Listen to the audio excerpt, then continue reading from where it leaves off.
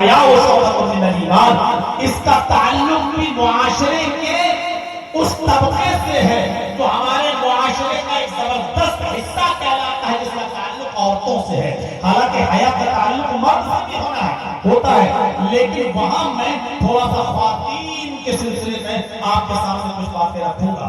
اللہ کے نبی فرماتے ہیں، ابو ہریرہ اس حدیث کے راوی ہیں، فرمایا کہ اللہ کے نبی صلی اللہ علیہ وسلم نے فرمایا الایمان بضع و سبعون شعبۃ، لوگوں ایمان کی 70 سے زیادہ برانچز ہیں، ایمان کی 70 سے زیادہ شاخائیں ہیں۔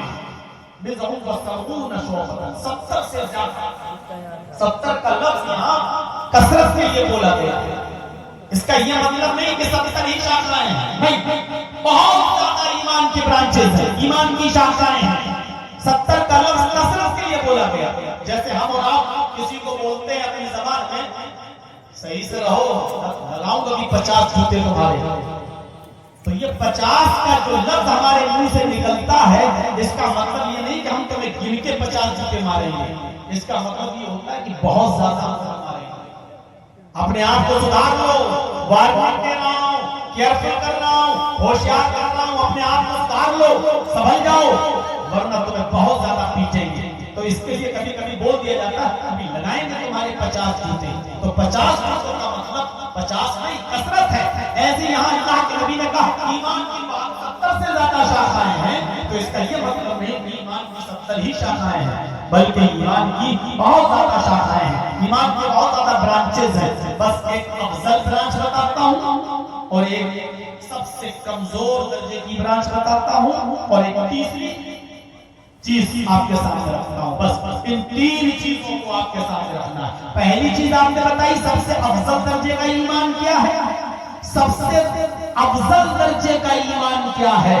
اللہ کے نبی صلی اللہ علیہ وسلم نے فرمایا الایمان بضع و سبعون شعبۃ فافضلها قول لا الہ الا اللہ، سب سے افضل درجے کا ایمان یہ ہے کہ لا الہ الا اللہ کہا، لا الہ الا اللہ کا کہنا۔ ہم اور آپ بہت معمولی جملہ سمجھ رہے ہیں لا الہ الا اللہ، اس میں کیا لگا مولانا تھوڑی سی زبان ہلاؤ لا الہ الا اللہ ہو گیا، لیکن لا الہ الا اللہ کی حقیقت کو سمجھنے کے لیے اگر جرجیس اپنی پوری زندگی لا الہ الا اللہ پر تقریر کرے تو میرے بھائیوں جرجیس کی موت آ سکتی ہے، اس کی زندگی ختم ہو سکتی ہے، لیکن لا الہ الا اللہ کا مکمل خلاصہ، اس کی مکمل تشریح آپ کے سامنے نہیں رکھ سکتی۔ لا الہ الا اللہ پہلے جملے میں نفی ہے، دوسرے جملے میں اثبات ہے۔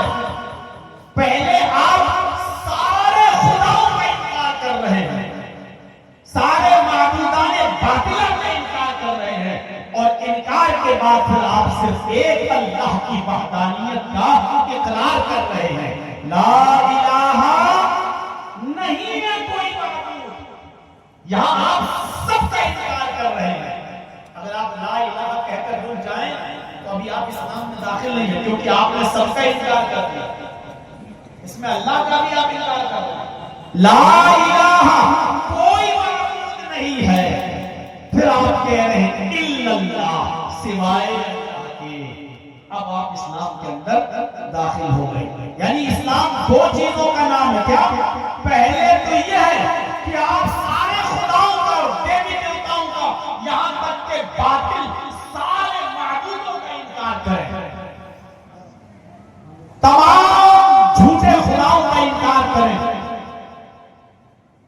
یہ بھی اسلام میں داخل ہے۔ اور انکار کے ساتھ ساتھ ایک اللہ کے معبود ہونے کا اقرار کریں۔ ان دونوں چیزوں کے بغیر ہم اور آپ مسلمان نہیں ہو سکتے۔